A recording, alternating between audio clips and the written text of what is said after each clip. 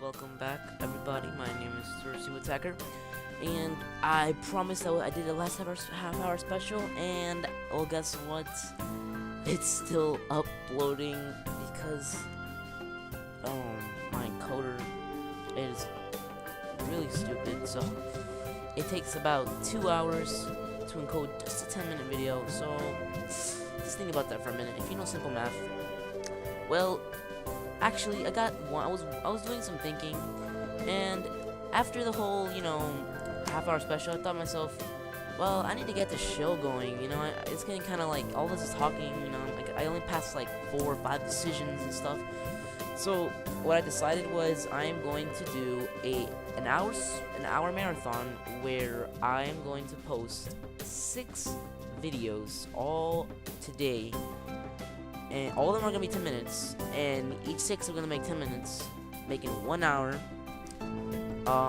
So at least that'll speed up the process somewhat. And that's my dog. I'll be right back. And I'm back, okay? Sorry about that. So yeah, I'm going to be making the hour special. Not special, marathon, so that'll be up today. Hopefully. Without further ado, let's begin. You can talk normally with someone, even if they're blind or something. Try and look behind the superficial. There's not a single student here who isn't a joke. Or a joke. Who isn't just a normal kid beyond whatever they seem at first glance.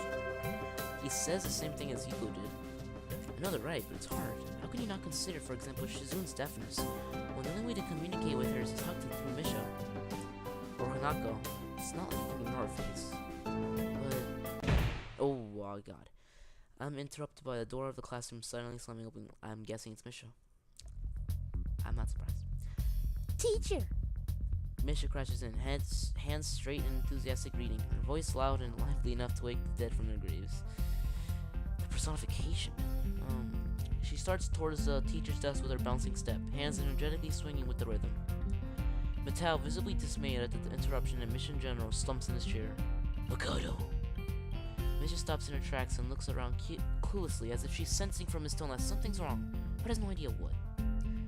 Yes? We've talked about volume control before. Yes! She doesn't lower her voice at all, and the teacher just rubs his eyes. So, what is it? We need help. We're running out of supplies for the festival stands. This is the distress. She waves a pink slip of paper she's holding around. So, go get more supplies from the art room. What's the problem with that? Plywood. Plywood's always a problem. Last time we wanted more and there was only a little. But that time we just took it all and went with that. Now there's like none left there. So do you know what this is somewhere there is some? I don't understand. How would I know? Shichan, the president thought that a teacher would know if there was a plywood. Was she wrong? Mattel looks like he's in great pain, frowning with entire essence, and Misha doesn't get it at all.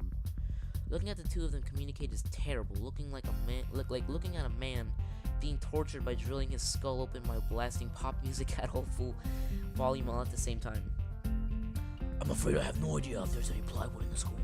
Let her know where it would be if there was any. Aw, what should I do? Perhaps try to find Mr. Nomiya.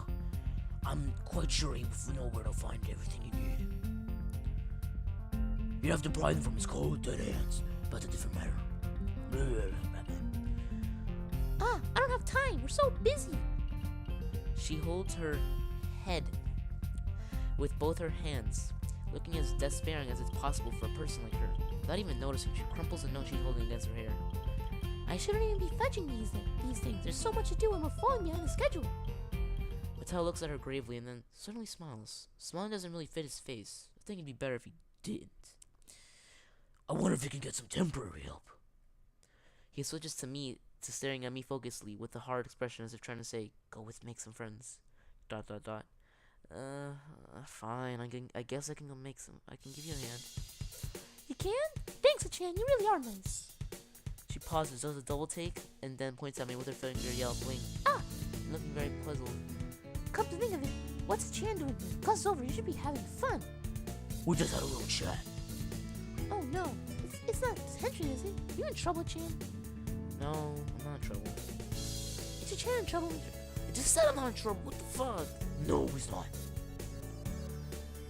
The towel sighs deeply, and I feel that I have to help Misha to get her off the teacher's back.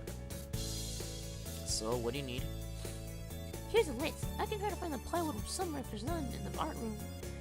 She offers me the notes that she's holding. I take it, hesitating a bit. I said I'd help you, but on one condition. It says no implications on whether I'm joining the council or not. Aww.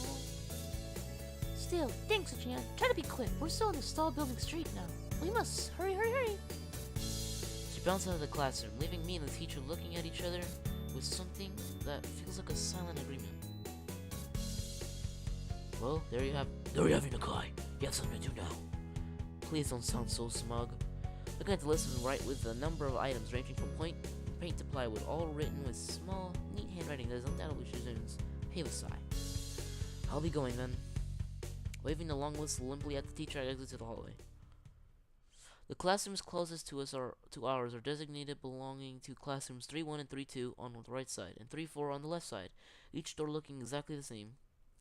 Further down the corridor, still with identical doors, the rooms that I didn't think were used for classrooms. I guess the art room isn't a classroom as such. I carefully push open the furthest door and peek in. Not a bad art room. It's a classroom, but it seems rather badly kept or not in use. Am I in the right place? Desks and chairs all around the room. A thin layer of dust settled on them. There are some easels in the corner, so at least this looks like a right place. The room is flushed in sunlight from the big windows, shadows creeping all over the desks. Specks of dust are dancing in the stagnant air, making the beams of light almost visible. Jokingly, I call into the empty room. Anybody? Oh god, don't tell me someone's here. Something catches my eye and I stop mid-sentence. Whoa, wait. Let me get this straight. That's her foot, and she has no hands. Okay. Sitting on a desk is a short-haired girl, curiously wearing a boy's uniform, with a fork between her toes, a morsel of food stuck firmly on the hand. This odd way of dining seems to be caused by her apparent lack of hands, really do notice now, but her presence here is what takes me back even more. How did I miss her before? She's sitting in a corner, very still, but I still somehow took her as a part of the furnishing. You take her as a statue, dude? Really? Are you kidding me? Not being too observant today, as a whole. The girl seems to be frozen in place, staring at me with huge eyes like a rabbit in headlights. That reminds me of Hanako. She's staring at me, her mouth wide open, ready to accept the fork. I'm staring at her, my mouth wide open, suddenly remembering I didn't finish my sentence and trying to think if I should.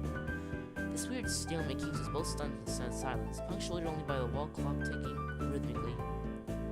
Hello. The girl stuffs the forkful in her mouth, and now is staring at me unexpectedly while chewing. This is a bit awkward. Hi. I was told to pick up some supplies from here. For some festival stalls, I think. I don't know. I didn't think there'd be anyone here, sorry. There isn't. That's why I came here, too. She picks up another forkful. Doesn't that mean you're here, then? She raises her eyebrows as if she's suspecting my observation was false. You are pretty observant. I guess it does. Who are you? This girl is pretty straightforward, isn't she? I'm the Kai. Sound Kai. I'm Batman. I just transferred on Monday. I'm Rin. Tezuka Rin. Rin Tezuka, really? I won't shake hands with you, but at least we know who we are. Oh, okay. That's very nice. Her deadpan manner of talking makes it hard to determine whether she's joking about shaking hands or not. It kinda bothers me. Talking about these matters doesn't feel appropriate at all. I'm trying to figure out what's appropriate and whether this girl is. She seems to have lost interest in me. Now is gazing yearningly back at her food. Can I continue my lunch? If you don't mind me, I won't mind you. If you need to get your stuff, the supplies are at the back. Go right ahead, but lunch just goes right over for the day. And this is where I have to end part 1. I will start part 2 very shortly. Goodbye. I hope you watch the entire marathon. Please do.